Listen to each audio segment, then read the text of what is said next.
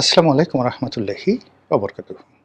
সম্মানিত দর্শক, বাংলাদেশে এই মুহূর্তে পেট্রোল নিয়ে, ডিজেল নিয়ে এবং অকটেন নিয়ে যা হচ্ছে, মোটামুটি বাংলাদেশে যারা এই পেট্রোল, ডিজেল, অকটেন ব্যবহার করেন তারা তো বটেই। এর বাইরে যারা আমজনতা রয়েছেন সবাই কম বেশি ক্ষতিগ্রস্ত হচ্ছেন। এই জ্বালানির অভাবে কৃষক তার ট্রাক্টর চালাতে পারছেন না। যে সকল ডিজেল চালিত পানির পাম্প রয়েছে সেগুলো চলছে না, ফলে এই মৌসুমে যে বোরোর উৎপাদন সেটি মারাত্মকভাবে ব্যাহত হবে। ডিজেল নির্ভর যে সকল ছোট ছোট জেলে নৌকা রয়েছে, নদীতে যায়, সমুদ্রে যায়, তারা যেতে পারছে না। ডিজেল, ফার্নেস অয়েল এবং অন্যান্য জ্বালানি নির্ভর যে সকল বিদ্যুৎ প্ল্যান্ট রয়েছে, পর্যাপ্ত জ্বালানির অভাবে হয়তো অনেকগুলো বিদ্যুৎ প্ল্যান্ট ইতিমধ্যে বন্ধ হয়ে আছে। ফলে বাংলাদেশের বিভিন্ন এলাকাতে, গ্রামে গঞ্জে দৈনিক ৮ ঘন্টা থেকে ১২ ঘন্টা, ১৩ ঘন্টা পর্যন্ত বিদ্যুৎ থাকছে না। শহরে তুলনামূলকভাবে, বিশেষ করে ঢাকার শহরে অবস্থা এখনো পর্যন্ত ভালো আছে এবং এটা কতদিন চলবে আমরা জানি না। সরকার যেহেতু একেবারে নতুন, মাত্র ২ মাস হলো, তো এই যে বিদ্যুতের এই ক্রাইসিস তারা মোকাবেলাও করতে পারছে না, আবার বিদ্যুতের যে দাম বাড়াবে সেই বিষয়টিতেও ঝুঁকি নিতে পারছেন না। তো বিদ্যুতের দাম আমি এখানে একটা জিনিস ভুল বলে ফেলছি। তারা ইতিমধ্যে বিদ্যুতের দাম কিন্তু বাড়িয়েছে। যেটা বলছিলাম যে পেট্রোলের দাম তারা এখনো পর্যন্ত বাড়ায়নি। তবে সরকারের পক্ষ থেকে বলা হয়েছে যে যদি এই যুদ্ধ অব্যাহত থাকে তাহলে আগামীতে তারা এই মূল্য সমন্বয় করতে বাধ্য হবে। ভালো কথা, মূল্য আসলে কোনো দেশেই সমস্যা হয় না। যারা ভোক্তা তারা তাদের প্রয়োজন অনুযায়ী যে কোনো পণ্য ব্যবহার করবে, এটাই স্বাভাবিক। কিন্তু সমস্যাটা হলো সরবরাহের ক্ষেত্রে যদি যোগান না থাকে তাহলে মানুষের যে ফ্রাস্ট্রেশন হয় এবং যেভাবে মানুষ তার যে উৎপাদন, শ্রমঘন উৎপাদন, দৈনন্দিন যে কর্মঘণ্টা, তার স্বপ্ন, তার ক্রিয়া এবং প্রতিক্রিয়া সব কিছু ছিন্ন বিচ্ছিন্ন হয়ে যায়, যেটি বাংলাদেশে এখন হচ্ছে। দ্বিতীয় যে সমস্যা সেটি হলো যে আমাদের দেশে হু হু করে সেই ডলারের মূল্য ওঠানামা করছে কার মার্কেটে। একই সঙ্গে পাল্লা দিয়ে আমাদের যে লোকাল কারেন্সি, সেই লোকাল কারেন্সিতে টাকার মানও কমে যাচ্ছে। আমরা এই যারা আমজনতা, আমরা সাধারণভাবে এটা টের পাচ্ছি না। কিন্তু আপনি যখন একটা রিক্সাওয়ালাকে জিজ্ঞাসা করবেন যে আগে যেখানে ভাড়া হতো ৫০ টাকা, সে কত টাকা চাচ্ছে? কিংবা আপনি নিত্য প্রয়োজনীয় দ্রব্য সামগ্রীর মূল্য, বিশেষ করে আমদানিকৃত পণ্য, সেই পণ্যের বাজারে যখন সেগুলো কিনতে যাবেন তখন আপনি বুঝতে পারবেন যে বাংলাদেশি টাকা কী পরিমাণ অবমূল্যায়িত হয়েছে। আপনারা গরুর মাংস এবং খাসির মাংস, ব্রয়লার মুরগির দাম, এই ৩টে দিয়ে আপনি বুঝতে পারবেন আপনার টাকার মূল্য কতটা কমেছে। এর কারণ হলো এখন এই ৩টি পণ্যের একটা বিরাট যোগান, মানে যেমন মুরগির যে খাদ্য, এগুলো বিদেশ থেকে আসে। কাজেই ডলারের উচ্চ মূল্য, তার সঙ্গে সঙ্গে আমাদের দেশের যে মুদ্রা, সেই মুদ্রার অবমূল্যায়নের উপর এগুলোর দাম নির্ভর করে। তো এই বাইরে যেটি হচ্ছে স্বর্ণের বাজার চওড়া। যখন অর্থনীতি খুব দুর্বল থাকে এবং মানুষ ব্যাংকিং ব্যবস্থা এবং অর্থের উপরে নির্ভর করতে না পারে, তখন মানুষ স্বর্ণ কেনার চেষ্টা করে এবং তখনই স্বর্ণের দাম বেড়ে যায়। সারা দুনিয়ার অর্থনীতি তছনছ হয়ে গেছে। পাল্লা দিয়ে স্বর্ণের দাম একদিন সকালবেলা বাড়ে, বিকেলবেলা কমে যায়, বিকেলবেলা বাড়ে তো রাতে আবার কমে যায়। এই যে ওঠানামা করতে করতে গত ১ বছরের মধ্যে স্বর্ণের দাম প্রায় ২.৫ গুণ হয়ে গেছে। প্রায় ২.৫ গুণ হয়ে গেছে গত ১ বছরের মধ্যে। একই অবস্থা হয়ে গেছে বিশ্বে জ্বালানি তেলের মূল্য। ইরানের যে যুদ্ধ, সেই যুদ্ধ শুরু হওয়ার আগে এক ব্যারেল ক্রুড অয়েল, অপরিশোধিত তেলের যে মূল্য, সেটা ছিল $৭০। এখন সেখান থেকে এটি $১২০ পর্যন্ত উঠে গেছে। আবার $১২০ তে ১১০-এ নামে, ১০৫-এ নামে, কখনো ৯০-তে নেমে যায়। আর এতে করে কি হচ্ছে, বড় বড় যে তেল কোম্পানিগুলো আছে সেগুলো রীতিমতো দেউলিয়া হয়ে যাচ্ছে সারা দুনিয়াতে।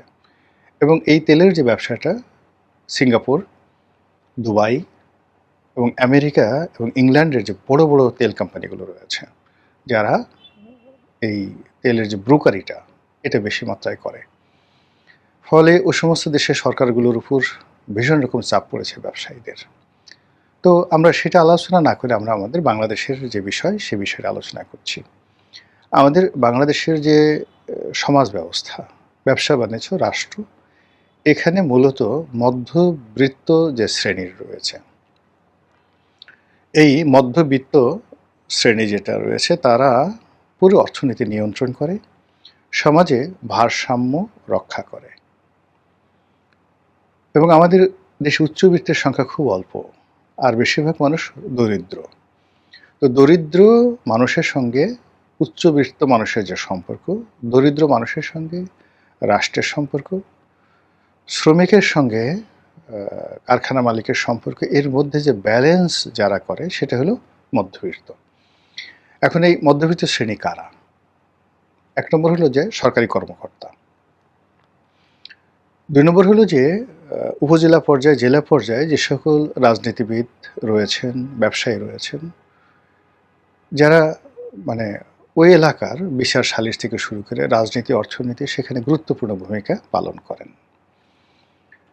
তো এরা আমাদের এই জনগোষ্ঠীর যে অংশটি সেটা ধরেন মধ্যবিত্ত শ্রেণী, এরশাদ জমানাতে এটা খুব যাকে বলা হয় ব্যাপকভাবে বেড়ে গিয়েছিল। এরপর থেকে অর্থনীতির বৈষম্যের কারণে ধীরে ধীরে মধ্যবিত্ত শ্রেণী হারাতে থাকে।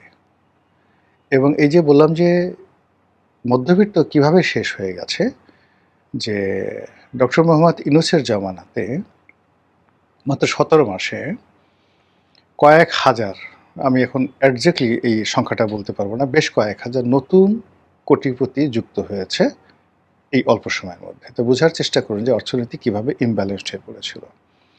আর এই 2 মাসে বিএনপি সরকার এই 2 মাসে নতুন করে না হলেও 10,000 কোটিপতি আবার যুক্ত হয়েছে অর্থনীতিতে।